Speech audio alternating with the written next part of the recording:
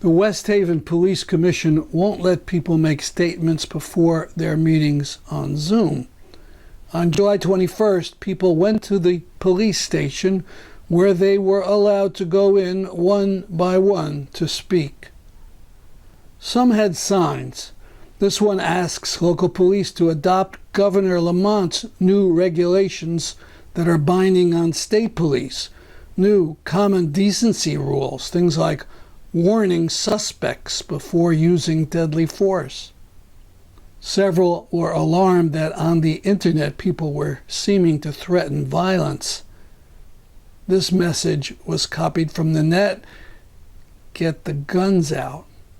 This message warns that if she were stopped like the woman who drove through a crowd on the road, that she'd just keep on driving. Brandon Patterson also raises the question, why aren't West Haven police accredited by Connecticut Standards and Training Council?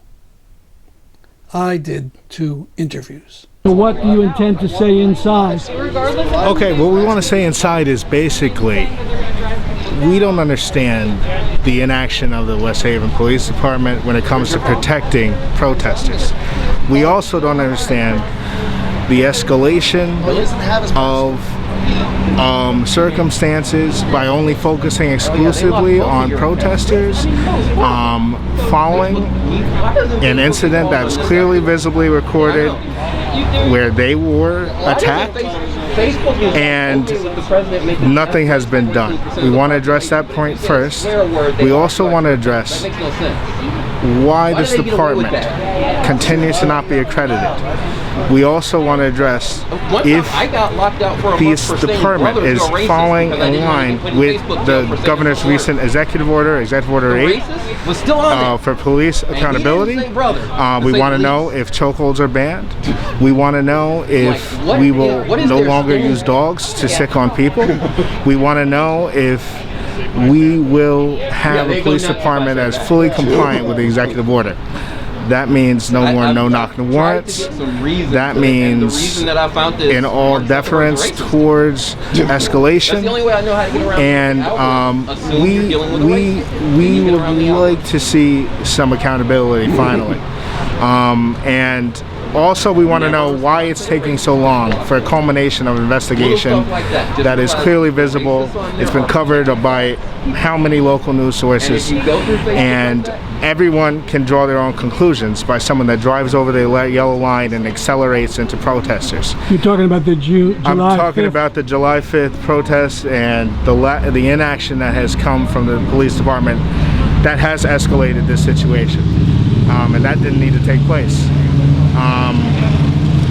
We want to hope that this is not indicative of the attitude of the police, but we can only get one impression, which is it doesn't seem like they're protecting our lives if we're fending for Black lives, if we're asking for police accountability. We need those things addressed explicitly by this police department, and that first comes with beyond an investigation. It means actually arresting the woman who accelerated into a crowd of peaceful protesters, and we want accountability for why the police was not present at the scene. If we're hearing about recent articles saying there's $100,000 in overtime spent and all the excess stress on the police that these protests have taken to the department, but we don't understand why they were not present when protesters were accelerated upon and nothing was done once a woman was corralled. Thank you. And I don't remember who's the one that people, everybody's behind masks, so could you identify yourself? Oh, my name is Brandon Patterson, and I am a citizen of West Haven, born and raised. I'm also on the West Haven Town Committee. Newly serving, just got inaugurated in January, and hoping to have all of our concerns addressed. Thank you. You're welcome. This is Trinae, right? Yeah. Hard to tell with masks these days. All right, so one of the main issues that's really important to me right now is on July 5th, I got a call from several constituents. They were young ones, So just to give you a little background, I'm a council person here. I represent the 7th District of West Haven. It's right down the street. It splits between the 4th and the 7th. So right here is actually the 4th District that we're in. So I'm like right before it. I was celebrating with my family because that day was actually my birthday. And so I got a call from Justin Farmer, who's running for Senate. And I got a call from several young constituents, and they were heartbroken, they were frustrated, they were angry because their friends were arrested.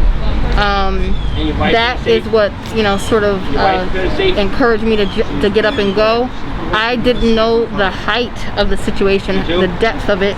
All I knew is that there were young constituents arrested. So when I arrived to a scene where there were a lot of young people. They were tired, they were drained, but they had made a vow with one another that they wouldn't leave the police station until their friends were released.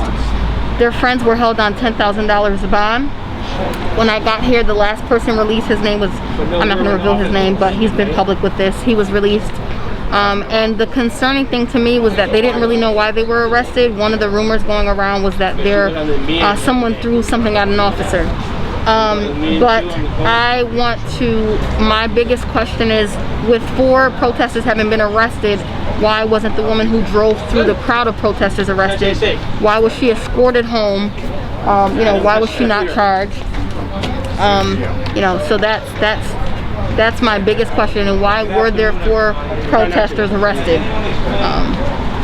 And as a person who is dedicating my life right now to this service, I'm going to always make sure that I am proactive and remain proactive in finding answers and implement changes in this community. Thank you very much. That's a little bit of it. You're welcome. All right.